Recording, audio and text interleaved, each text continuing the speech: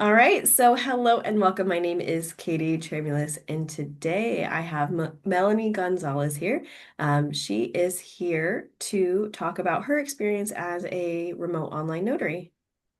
Yes. Hi, So, Katie. hi, if I could have you introduce yourself, how long you've been in business, and what made you become a notary. Okay, so my name is Melanie Gonzalez. I've been in business since May of this year, so May of 2025. Mhm, And what made me become a notary is actually a very funny story. I was a lead tech in a vet hospital, mhm. and I loved doing it, but my boss made me hate it. So, um, Eileen and Soraima, Mhm. they started talking to me about this and they clearly proved this is something that works. Yeah. So I was like, I need something that I'm gonna be able to do from home Mhm. that actually works, that will give me the amount of money I need to do everything, pay bills, save, school, everything all together. And they were like, this is perfect for you. Yeah. And it has been rainbows and butterflies ever Oh, since. good. Good, because sometimes, it's not always like that. So then I'm glad. Yeah. So are you now? I know that when we talked last time, you were doing in person and remote. Are you still doing that, or are you mostly doing remote So notarization? no, yeah. So I'm mostly doing remote right now, but the only in-persons that I will take will be around my area. So in my same zip code. I'm Yeah. in Hialeah, so I would take anywhere like North Miami Lakes, um, Pembroke, maybe, depending. Hialeah Gardens. It just depends. Yeah. I know I say that where I'm like, yeah, I'm 100% remote. And then like you saw in my story that I went to go, it was for a friend, but I had to do a refinance for someone in person. Oh, And but like the whole time I was like, this is why I only do remote yep. because I had to scan it and I had to print it and everything like that. Mm-hmm. So yeah, but going into it, you joined my mentorship, so thank you very much for your trust in me. But how has that also been as far as teaching you kind of how to get everything together? You literally give a list of everything that you need. There's nothing on there that you're missing. It's perfect. It's perfect. I've started my Google My Business through there. Mhm. Everything that you have on there is necessities for Yeah, what you need as a Ron. thank you. Appreciate that because that's the same thing I was talking about with Eileen, and I was like, if I would have had this when I was first starting out, like it would have been so much easier. But Yes. meanwhile, I'm like over here flailing around with nothing. So yeah, I mean, it's been nice because then I can see the growth of the like, other people in our community. Yeah. But then also the community aspect of it, where it's like you guys can pass work around and like talk to each other and, you know, be like, okay, Yeah. is she supposed to be doing this? The address is missing. So it's nice because we witness for each other. So yeah, that aspect of it has been cool. Yes. So you're essentially a little bit of a newer notary, but you Yes. are killing it as far as being able to send out work. Thank you. You're welcome. Being able to send out work to you and everything. Do you have have you been keeping track of how many notarizations you've done like in a day the most? I would say the most I've done in a day so far, I would say just now between Rons, I Hmm. think would be the most that I've ever done since started letting go of mobile. Hmm. I think five or Yeah. six. Yeah. I know that I've had for example, the other day I was actually working at Eileen and Soraima's house, Yeah. because the energy is just right there. I know. And I had four, and then I was supposed to have five, but one of my signers rescheduled, so Yeah. it always happens. I know, I know. Yeah, so that's one of the other things is that for when you are trying to plan it, do you have anything as far as scheduling that you would say for advice of like the fluidity of the market and our job? Yes, I would definitely recommend um calling. Hmm. If you can't speak on the phone, leave a voicemail, then text, then email. Try every method of communication that the person or the title company gave you, Mhm.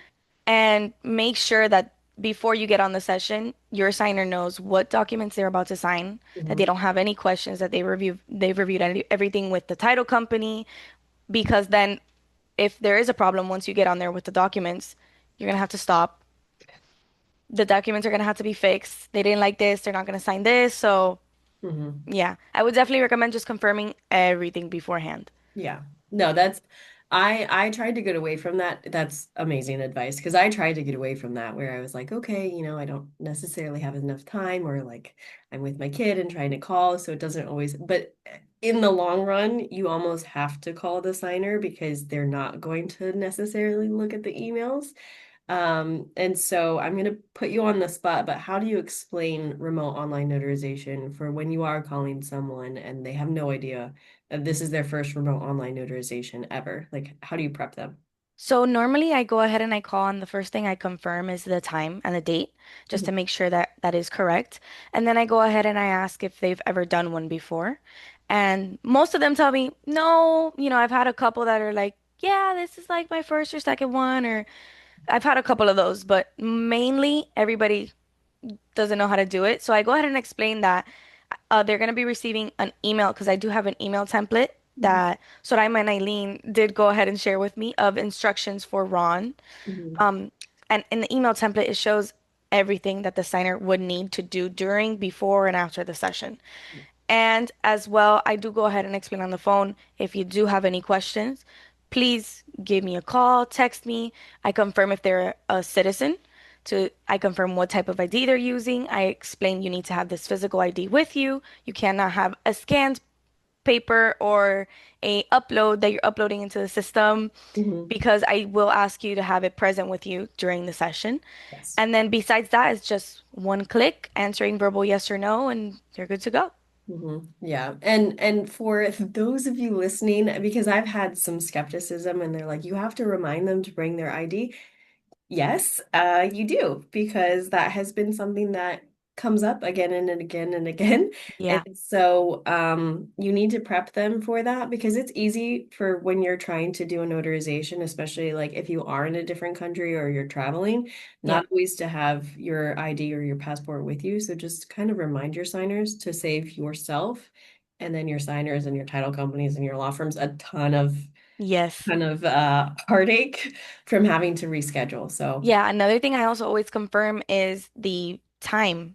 We're on Eastern time. I've done people from Arizona, from a whole ton of different places that they don't specify their time. yeah. So it's like, oh, but you told me you have to confirm Eastern. I'm on Eastern time. What time are you on? Mhm. And then it's easier like that. Yeah, yeah. I use ChatGPT to convert, and I'm like, what time is it over in Australia?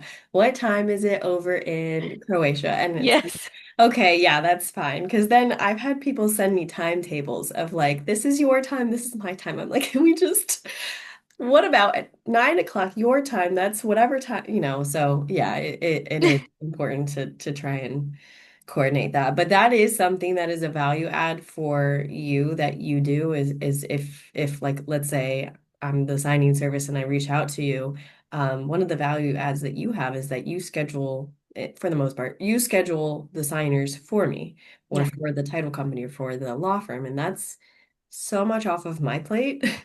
But then it also gives you a little bit more flexibility with your schedule and your own business. Yeah. So that's almost the best way to do it. And I don't know that and I'm not knocking anyone, but I don't know that all of the signing services do that for a variety of different reasons. But being able to schedule the signers as the notary is almost the cheat code for Yep. signing service business, I feel Yeah. like. Yeah, but we have a leg up because we don't have to go in person, so it's like a little bit easier. It's Exactly. like, okay, I'll just go to my office. So yeah. And then my next question for you is, do you track your notarizations, like how many you've done in a month or no? So I actually do. I take care of everything through QuickBooks. So which actually my cousin Eileen, the Rise of Bookkeeping. Yes. Um, she's actually helped me with my books. Hmm. So I just easily by the click of a button go ahead and I can see. Let me actually open it up. So I actually haven't checked this number from last month. Hmm. Let me go ahead and see. Okay. We'll see in real time. And then, Definitely this month more runs than last month. yeah, 100%. yeah.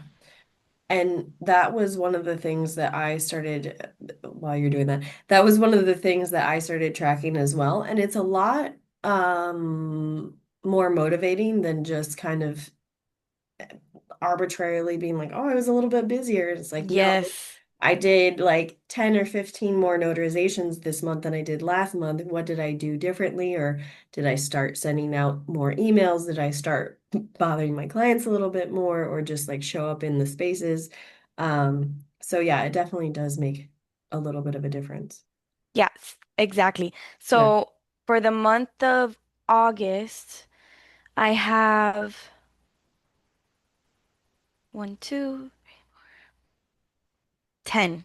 10. Okay. I have 10. And most of those were the last 2 days Yeah, it was a of, little bit. The end of the yeah, month, it always gets me. And then I always try and play. I just have to stop planning stuff for the end of the month because it's like I just don't exist during the end of the month. Because that's when everybody, I don't know.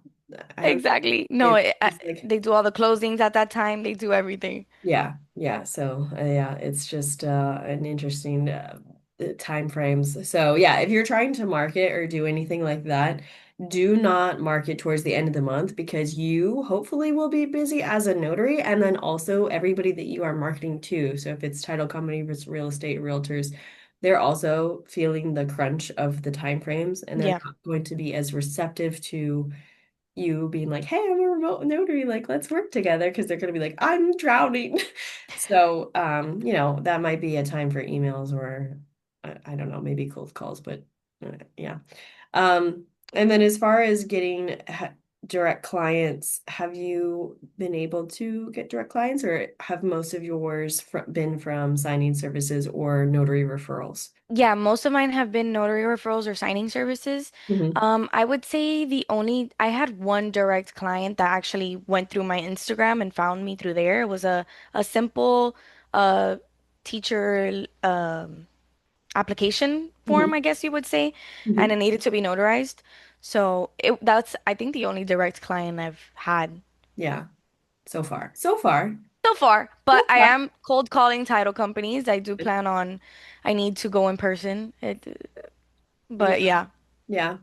I know. I had someone ask, they were like, how many in-person events do you usually have to do? And I was like, well, I'm insane. And I will go to like I mean, I have three this week. I had three last week. I have sometimes two in one day, and it's like, nonstop for the in-person stuff. But that's also a little bit of I like doing that now, and it's a little bit of my strength. So sometimes I feel like people decide which type of marketing works for them. Like Yeah. um, a signing service that we sat in for the mentorship loves cold calling, and I'm like, oh, okay, that's good too. Like I think that that's good, but everybody kind of finds their strength, whether it be like social media marketing or cold calling or in-person networking or like door knocks. So Hmm.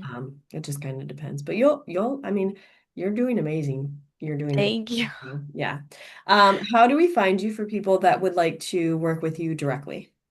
So I have my Instagram and LinkedIn set up to Mel's Tiny Steps LLC.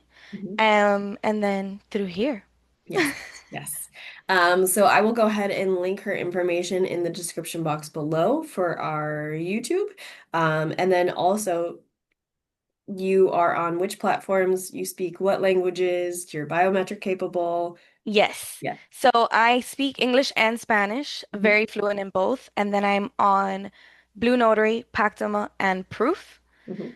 And then, yes, I am very biometric capable. Yes, yes. So international clients, you also have the benefit of the community. So if you have a client that needs to speak a different language, Correct.